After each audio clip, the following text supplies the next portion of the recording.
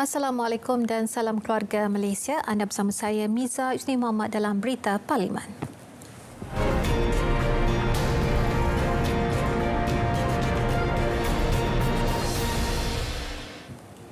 Yang di-Petua Dewan Rakyat Tan Sri Azhar Azizan Harun menerima dua usul berkaitan banjir kilat yang melanda beberapa kawasan di Ibu Negara semalam dan beliau bersetuju untuk mencadangkan agar usul berkenaan dibahas di Dewan Rakyat.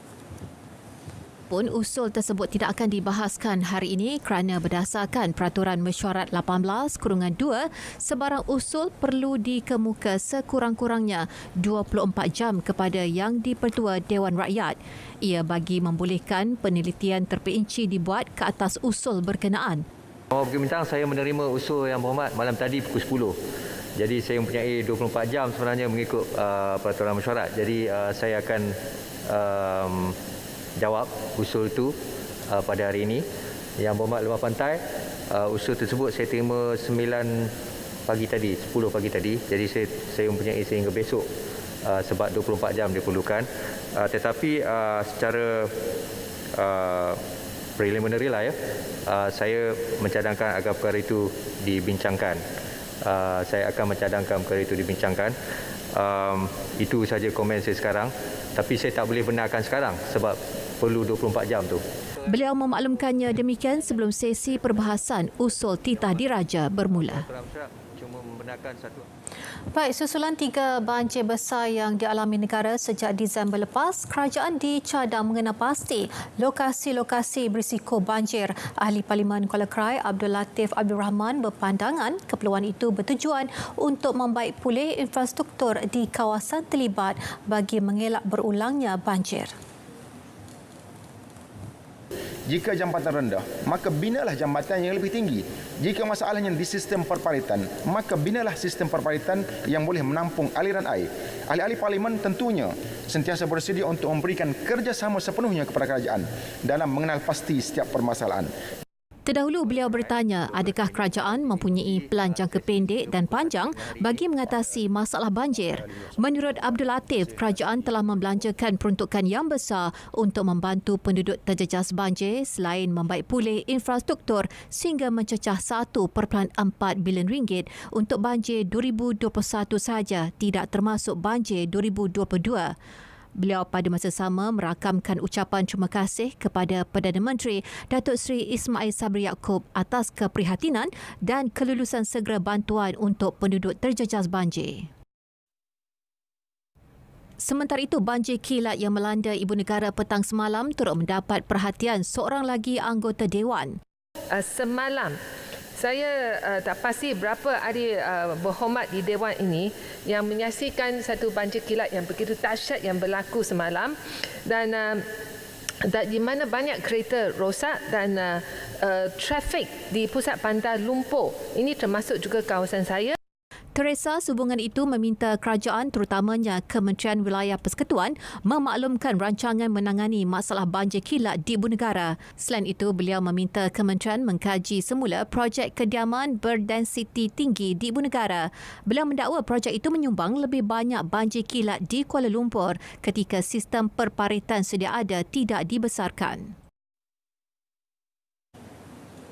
Perubahan iklim antara isu yang dibangkitkan ahli yang berhormat. Perhatian lebih serius perlu diberi kepada adaptasi serta isu kehilangan serta kerosakan akibat impak perubahan iklim.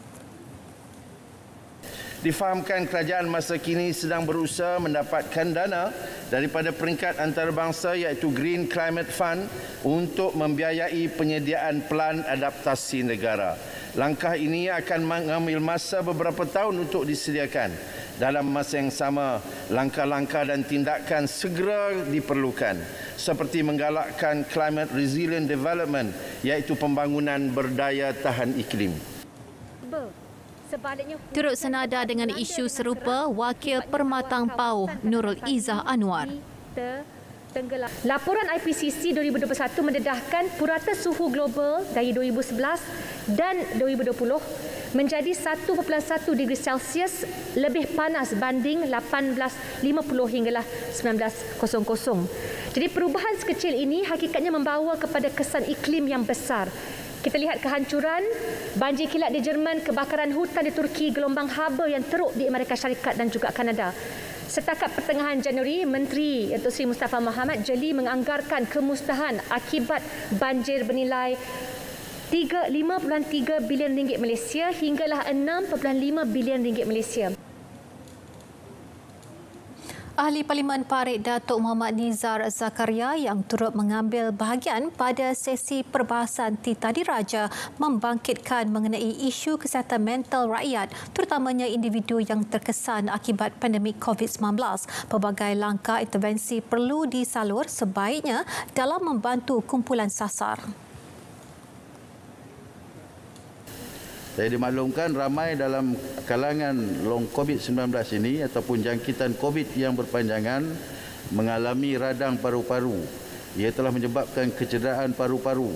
Soalnya ada di antara mereka sudah kehilangan pekerjaan dan ada yang baru hendak bekerja tetapi menghadapi masalah ini sehingga majikan terpaksa memberhentikan mereka.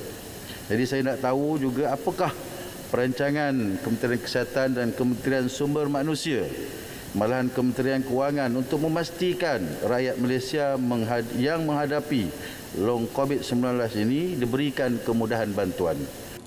Beliau dalam masa sama mengharapkan tiada lagi isu miskin tegar selari dengan matlamat Wawasan Kemakmuran Bersama 2030. Sasaran itu akui Datuk Muhammad Nizar adalah perlu berikutan pandemik COVID-19 telah mengubah taraf hidup rakyat, terutamanya mereka yang telah hilang pekerjaan, terjejas punca pendapatan dan ekonomi serta perniagaan mereka. Saya nak cadangkan kepada kerajaan untuk melakukan penambahbaikan kaedah pengukuran kemiskinan dengan mengkaji semula metodologi penetapan PGK supaya ia lebih menggambarkan corak perbelanjaan dan keperluan serta demografi semasa isu rumah seiring dengan kemajuan yang dicapai oleh negara mengikut tahun tersebut. Kerajaan dicadang mewajibkan syarikat gig membuat caruman kumpulan wang simpanan pekerja KWSP dan Pertubuhan Keselamatan Sosial Pekesok kepada pekerja. Cadangan Ahli Parlimen Johor Bahru Akmal Nasrullah Muhammad Nasir itu bagi memberi pelindungan serta menjamin masa depan pekerja gig berkenaan yang sebahagian besarnya adalah generasi muda. Mengikut data, syarikat itu memberi pulangan dari segi keluaran dalam negara kasar KDNK sekitar 18.5% dan dijangka meningkat sehingga 30% 2 tahun lagi. Dan cadangan saya, biarlah mereka yang bekerja dalam industri gig lebih 20 jam sehari ini, kita wajibkan syarikat-syarikat tersebut. Mereka ini buat untung besar, Tuan Speaker. Wajibkan mereka buat caruman mandatory untuk kumpulan wang simpanan pekerja dan juga kumpulan perlindungan Pertubuhan Keselamatan Sosial, Tuan Speaker. Akmal Nasrullah dalam pada itu mencadangkan kerajaan meminda undang-undang yang memberi definisi lebih tuntas terhadap pekerja kumpulan gig. Akta sedia ada disifatkan telah lapuk memandangkan pekerjaan gig sudah menjadi kerja sepenuh masa buat generasi muda ketika ini. Kerajaan dicadang mengembalikan semula program latihan khidmat negara PLKN yang dimansuhkan pada 2018 oleh Kerajaan Pakatan Harapan PH. Ahli Parlimen Sungai Petani Datuk Johari Abdul berkata melalui program itu, golongan belia akan terdedah kepada ketatanegaraan, jati diri, kesukarelawan dan juga ketenteraan. Tegasnya, yang lebih penting sekali rakyat haruslah memiliki kebolehan dan kepakaran untuk mempertahankan diri mereka. Jadi saya kiranya khidmat negara ini kita teruskan. Maka kita mesti pastikan program-program yang kita akan masukkan ini akan memastikan rakyat kita, khususnya mereka yang berumur 18 tahun, anak-anak kita yang telah pun melepasi SPM dan sebelum memasuki universiti ataupun dalam kursus-kursus Tibet yang lain melalui program ini, supaya bukan saja mereka ini terlatih dari segi ketatanegaraan dan jati diri, tetapi yang lebih penting sekali ialah dalam alam ketenteraan, supaya apabila mereka ini diperlukan untuk bangun mempertahankan negara, mereka bersedia dengan penuh semangat dan juga dengan penuh latihan. Datuk Johari pada masa sama turut mencadangkan kira-kira 15 juta rakyat negara ini yang berumur antara 18 hingga 49 tahun diberikan latihan ketenteraan bagi mempertahankan negara daripada pencerobohan tentera asing. Tambah beliau, selayaknya sebagai negara yang berdaulat, rakyat harus mempersiapkan diri mempertahankan negara tanpa bergantung kepada anggota tentera sahaja. Ahli Parlimen Klang Charles Santiago mencadangkan kerajaan dan Kementerian Alam Sekitar dan Air KASA mewujudkan suruhanjaya khas banjir. Ia bagi menyiasat dan memberi cadangan mengenai rancangan keseluruhan jangka panjang untuk mengatasi kemungkinan bandar-bandar di Malaysia ditenggelami air. Menurutnya, suruhanjaya itu boleh diketuai oleh pakar tempatan dan luar negara untuk menyiasat bencana banjir dan menyediakan pelan penyesuaian iklim negara yang lebih komprehensif. Permintaan untuk menubuhkan suruhanjaya khas banjir ini adalah adil, is fair, memandangkan 6 negeri telah mengalami tragedi akibat banjir dalam beberapa bulan yang lalu, melibatkan kehilangan nyawa. 48 anak Malaysia telah mati oleh kerana banjir, tenggelam, kehilangan harta benda dan gangguan hidup sosial dan juga ekonomi. Charles pada masa sama mencadangkan kerajaan mempertimbangkan untuk menubuhkan pasukan bantuan bencana dan pusat penyelidikan dan latihan bantuan bencana. Tambahnya, institusi itu boleh melengkapkan peranan agensi pengurusan bencana negara NADMA yang dilihat agak lemah. Malaysia berada di urutan ke-13 dari 122 buah negara dalam indeks pemilihan COVID-19 Nikkei Asia. Program imunisasi COVID-19 kebangsaan telah berjaya mencapai liputan vaksinasi lengkap sehingga 98% populasi dewasa. Bagi memastikan imuniti kekal pada tahap optimum dan sebagai benteng dalam menghadapi varian baru, Beta menyeru agar rakyat Beta untuk mendapatkan dos penggalak menerusi program yang sedang dilaksanakan oleh kerajaan.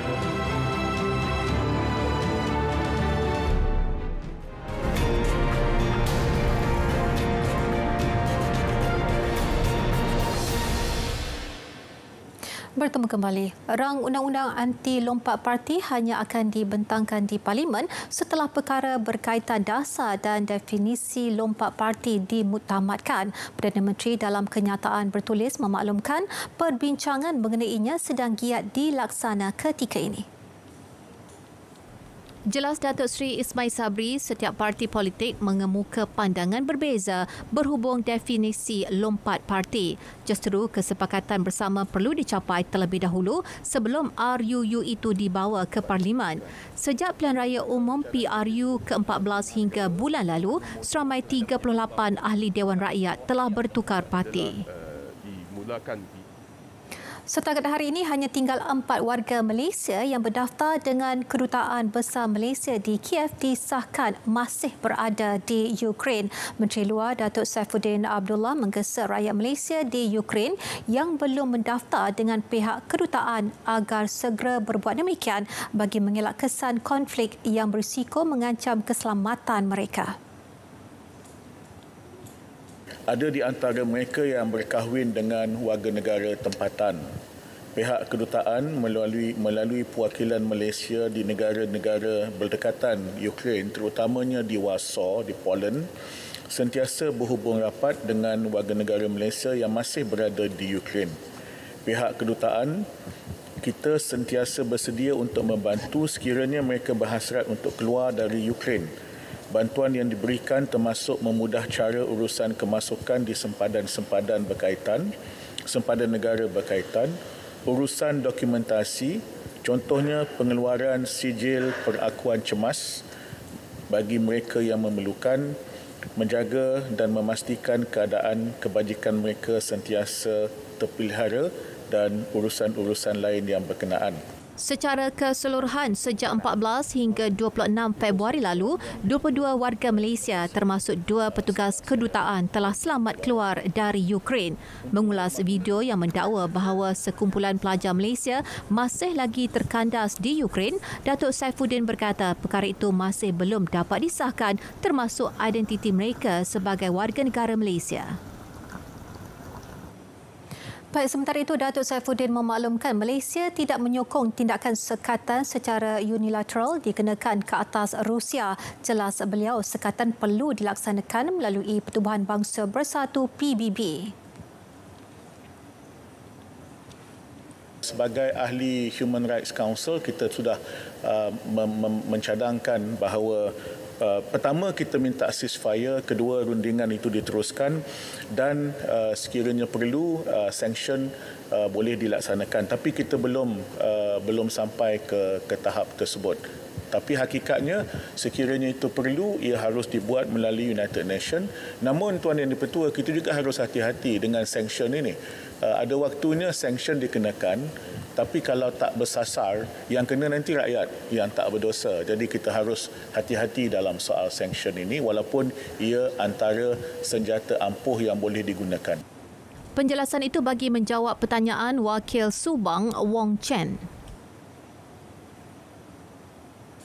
Kementerian Perumahan dan Kerajaan Tempatan merancang untuk menyediakan 3 lagi projek rumah transit belia RTB di Lembah Kelang dan 2 daripadanya di Mukim Batu, Kuala Lumpur, manakala 1 lagi di Rawang, Selangor. Bagi RTB Mukim Batu Kuala Lumpur, ia akan dibangunkan sebanyak 1,400 unit dan RTB Rawang Selangor sebanyak 3,000 unit akan dibina. Mengulas mengenai projek perumahan rakyat PPR pula, beliau memaklumkan 7,000 projek membabitkan 2,770 unit kediaman dirancang dibina tahun ini. Sehingga kini 154 PPR merangkumi 97,196 unit kediaman siap dibina di seluruh negara. Harga jualan kediaman yang ditawarkan Prima bersesuaian dengan golongan muda. Buktinya sehingga akhir tahun lepas, 50% atau 17,543 pembeli kediaman Prima terdiri daripada individu berusia 25 hingga 35 tahun. Bagi 2021 sahaja, sebanyak 34% pembeli kediaman Prima iaitu 1,904 daripada 5,626 adalah terdiri daripada kalangan mereka yang berusia pada usia 25 hingga 35 tahun. Ini sekaligus menunjukkan bahawa harga jualan yang ditawarkan oleh Prima menjadi kegemaran di kalangan anak muda. Tambahan pula, Prima juga telah memperkenalkan inisiatif Youth Home Ownership yang menyasarkan peningkatan pemilikan rumah Prima di kalangan golongan muda dari 50.3% ke 70% pada penghujung tahun 2022. Jelas beliau lagi, kesukaran mendapatkan pembiayaan dikenal pasti sebagai isu utama pemilikan rumah dihadapi golongan muda berusia 25 hingga 35 tahun. Bagi membantu kelompok berkenaan, kementeriannya bersama Kementerian Keuangan bercadang menganjurkan program pemilikan rumah HOPE. Ia meliputi beberapa elemen utama, antaranya inisiatif pembiayaan perumahan Malaysia IPPM dan penyediaan kediaman. Dalam pada itu, program perumahan sudah ada bagi golongan M40 akan diteruskan melalui program rumah mampu milik dengan harga jualan RM300,000 dan ke bawah. Sektor peladangan rugi lebih RM20 bilion tahun lepas disebabkan masalah kekurangan tenaga kerja impak pandemik COVID-19. Subsektor kelapa sawit antara yang terjejas teruk. Bagi memenuhi keperluan tenaga kerja dalam sektor berkenaan, Kementerian Sumber Manusia telah membuka pendaftaran dan sedang menentukan kuota bagi membawa masuk pekerja asing hujung bulan ini. Kita lihat warga tempatan tidak tunjuk minat dalam sektor ini walaupun hampir setahun kita tarik supaya peluang-peluang ini diberikan kepada warga tempatan. tetapi warga tempatan masih lagi belum menunjuk minat dalam sektor ini, khususnya sektor. Dalam usaha mengurangkan kebergantungan terhadap pekerja asing seperti yang ditetapkan dalam Rancangan Malaysia ke-12, Kementerian telah mempergiat pelaksanaan program latihan penggunaan teknologi automasi dalam sektor berkenaan. Beliau menjawab pertanyaan Wakil Jempol Datuk Seri Salim Sharif. Dalam perkembangan lain, Datuk Seri M. Saravanan menegaskan tiada pelanggaran undang-undang berkaitan buruh paksa oleh Sam Darby Plantation Berhad seperti didakwa Jabatan Kastam dan Pelindungan Sempadan CBP Amerika. Ia hasil siasatan dan semakan dilaksana kementeriannya menerusi Jabatan Tenaga Kerja Semenanjung Malaysia. Bagaimanapun terdapat satu kesalahan dikesan di bawah Seksyen 13/2 Akta Pempasan Pekerja 1952 iaitu gagal melaporkan kemalangan pekerja asing di Pejabat Tenaga Kerja dalam tempoh 10 hari dari tarikh kemalangan. Beberapa inisiatif telah diambil menangani larangan import minyak sawit ke pasaran Amerika Syarikat tersebut seperti berikut. Yang pertama, menjalankan aktiviti pemeriksaan ke atas syarikat-syarikat yang dikenakan perintah tahan pelepasan untuk menyiasat dakwaan buruh paksa dalam operasi pengeluaran syarikat. Yang kedua, menjalankan penguatkuasaan bersepadu bersama agensi penguatkuasa lain seperti Polis Diraja Malaysia, Jabatan Imigresen Malaysia bagi mengenal pasti kesalahan-kesalahan eksploitasi lain yang boleh membawa kepada elemen pemerdagangan orang. Dan yang ketiga, menjalankan program pendidikan pemburuan kepada syarikat-syarikat terkesan dengan perintah tahan pelepasan. Ini juga bagi memberi pendedahan serta meningkatkan kefahaman dan kesedaran berkaitan buruh paksa. Inisiatif yang dilaksana bukti kerajaan memandang serius amalan buruh paksa yang didakwa berlaku dalam negara.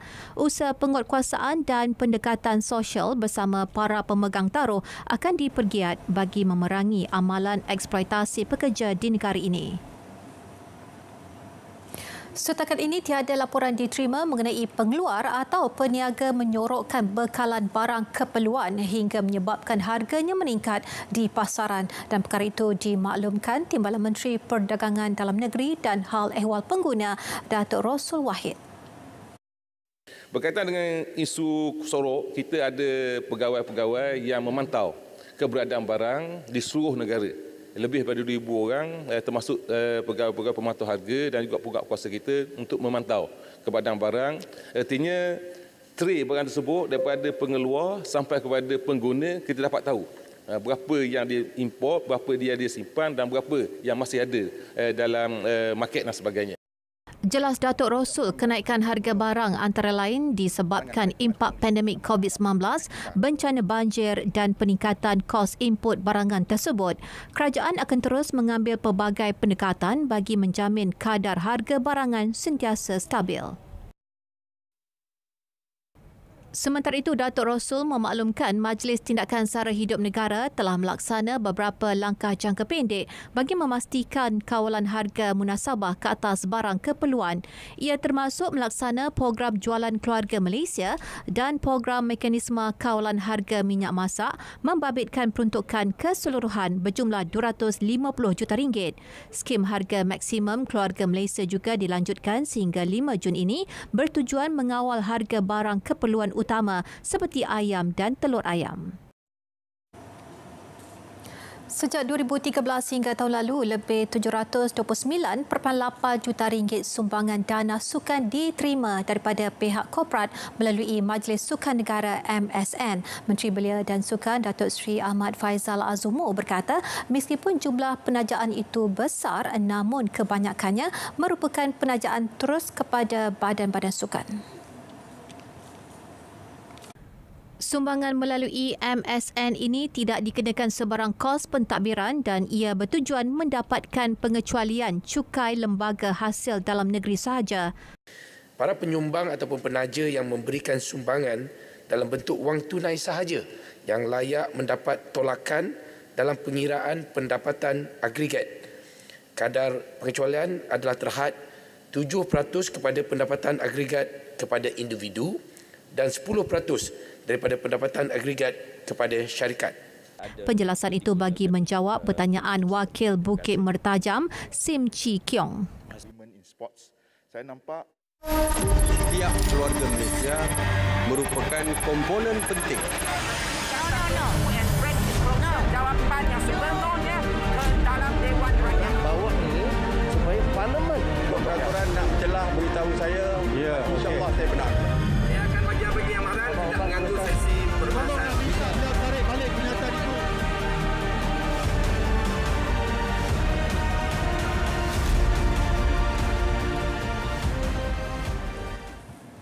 Yang di-Pertua Dewan Rakyat Tan Sri Azhar Azizan Harun menegur sikap ahli parlimen yang cuba berpolitik ketika sidang Dewan termasuk berkempen untuk Pilihan Raya Umum PRU Dewan Negeri Johor. Teguran dibuat selepas Wakil Johor Bahru Akmal Nasrullah Muhammad Nasir membangkitkan mengenai peruntukan PRU Dewan Negeri Johor sebanyak 150 juta ringgit yang katanya lebih baik digunakan untuk membantu penternak untuk menstabilkan harga ayam. Saya ingin menyeru kepada yang berhormat semua, kalau boleh kita kurangkan politik sikit di dalam Dewan. Mari kita bincangkan isu-isu yang isu sebenar, Tuan Speaker. Mengenai memang rakyat itu maksud saya berkempen. Setuju. Janganlah kita berkempen di Dewan Rakyat. Tan Sri Speaker. Silakan. Wakil Johor Bahru menyatakan perkara itu ketika membangkitkan soalan tambahan mengenai harga ayam kepada Timbalan Menteri Perdagangan Dalam Negeri dan Hal Ehwal Pengguna Datuk Rasul Wahid ketika sesi soal jawab. Semalam beberapa ahli parlimen juga didapati menyentuh mengenai PRU Dewan Negeri Johor. Baik, sambutan Hari Wanita Sedunia hari ini turut mencuri tumpuan ahli parlimen yang menzahirkan ucapan selamat Hari Wanita pada sidang siang tadi. Menteri Belia dan Sukan Datuk Seri Ahmad Faizal Azumu ketika bangkit sebelum menjawab soalan pada sesi jawab lisan sempat menyampaikan ucapan khusus buat seluruh wanita. Dulu saya ingin mengucapkan selamat Hari Wanita Antarabangsa buat semua wanita di seluruh Malaysia, khasnya buat para atlet wanita, para jurulatih dan juga para pegawai wanita. Sesungguhnya seseorang wanita itu mampu menimbulkan kekuatan daripada kesulitan yang dialami dan wanita adalah lambang kekuatan sebenar. Turut menyampaikan ucapan Wakil Jelutong RSN Raya, Ahli Parlimen Beaufort Datuk Seri Azizah Muhammad Don dan Timbalan yang di-Pertua Dewan Rakyat Datuk Seri Muhammad Rashid Hasnun yang mempengerusikan sidang ketika itu. Berita Parlimen 8 Mac 2022 berakhir di sini dan untuk perkembangan sahih sepanjang masa layari portal berita rtm.berita.rtm.gov.my. Dan itu, Assalamualaikum dan salam keluarga Malaysia.